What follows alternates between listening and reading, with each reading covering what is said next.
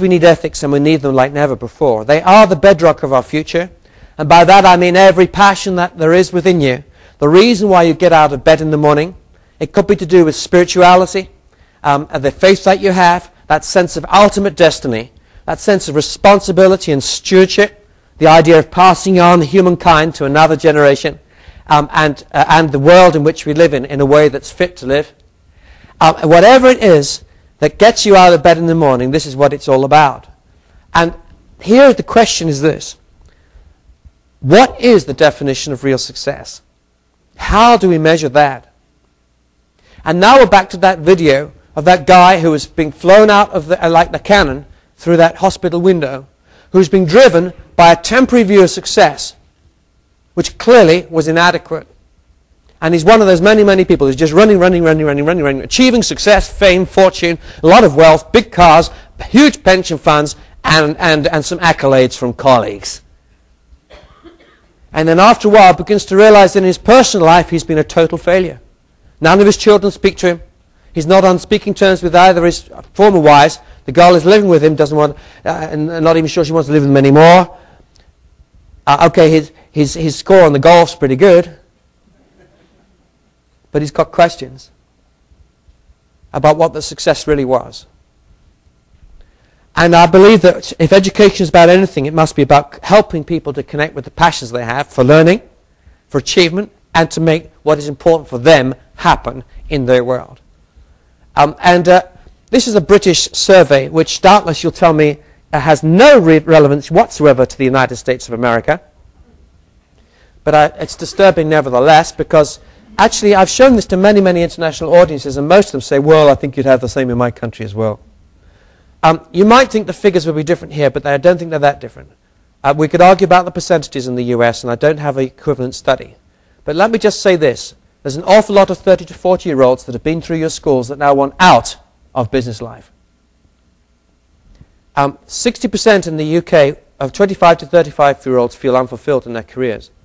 You know, our oldest son, John, has just got a great job in a new IT startup, doing well, hitting their numbers every week. A meteoric rise, really buzzy. He's been there for 12 weeks. Phones me up the other day, says, Dad. I say, hi, John, how are you? Fine.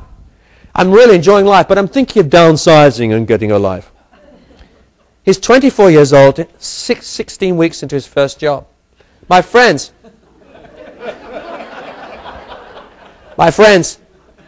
it's a whole generation of people coming at the moment into Harvard, into London Business School to do MBAs from all over the world. In the past, 10 years ago, they just wanted to get onto the board of the corporation.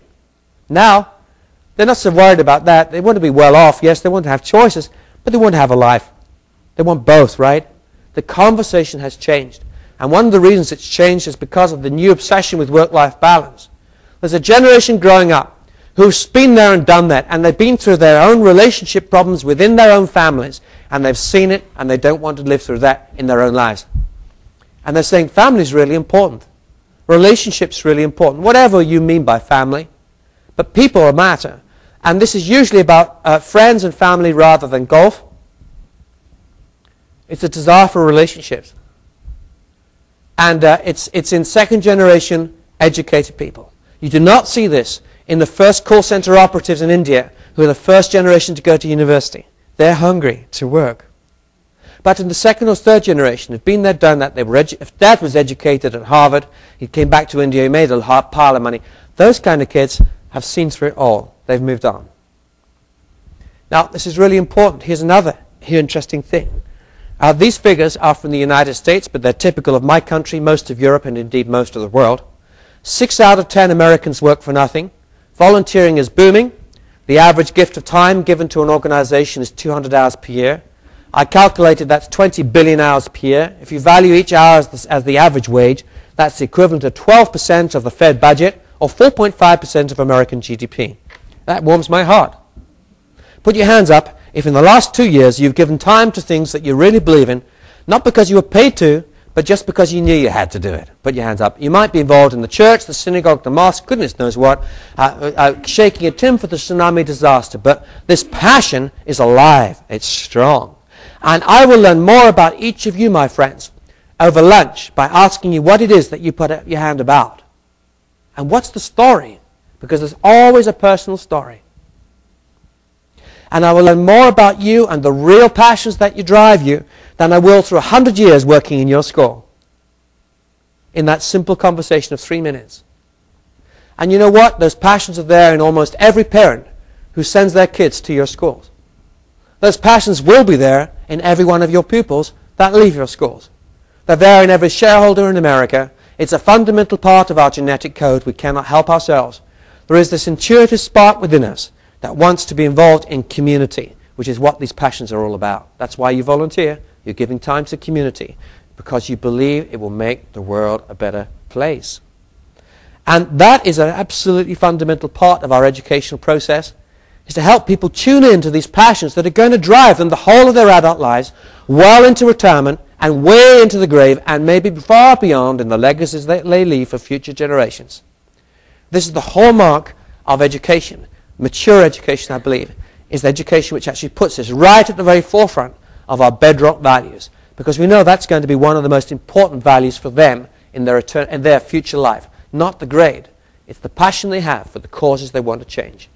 That makes the difference. Now, I'm not devaluing all the other stuff. I'm saying it's just important. So, while, a lot of business is still stuck in a last century time warp, still meandering on with all the rhetoric of shareholder value and bottom line profit and all the rest of it, the conversation is well moved on to personal happiness, work-life balance, relationships, make a difference in the community, and indeed in the wider world. Put your hands up if you have had a heated conversation or a passionate conversation about what the United States of America should do regarding Iraq over the next year. Put your hands up. Now, I have asked this question in many countries around the world, and everyone puts their hands up. Now, I ask a question, but put your hands up if you know someone in Iraq right now. And that's the difference. Because all of you are personally involved. Because all of you are sitting next to someone who knows someone who's there right now.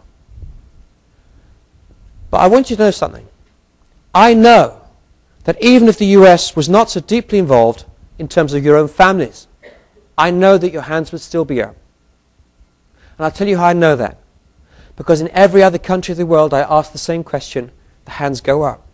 And then I ask another question. I say, who here knows someone in Iraq or has got family in Iraq?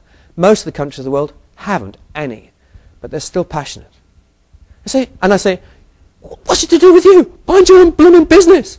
Do you know anybody in Iraq? No. Have you got any family members in Iraq? No. Do you know anybody who knows anybody who knows anybody who knows anyone near Iraq? No. So why do you get so stirred up about it? The reason, my friends, is because not only are we kind of genetically programmed to care about our own naked self-interest and also the people that we love around us, but also we're genetically programmed to be involved in our communities. We just can't help ourselves. And we are genetically programmed to be global in our outreach in the broadest sense, to have an interest in our wider world, in things which have no immediate relevance even to our communities in which we live. It's just a fact of life. And it's that which more than anything requires us, demands us to be global in the same way in our education. It's not, oh, the world's gone globalized, so we ought to produce a global syllabus and do a few cultural exchange trips. No. It's because it's in the genetic code of everyone we educate anyway, or will be, and will drive their futures. So I believe, in conclusion then, that our slogan for education is this. It's very simple, that we educate for a better world. We educate for a better world for the individual, for their families, for their future. And we educate for a better world for our communities.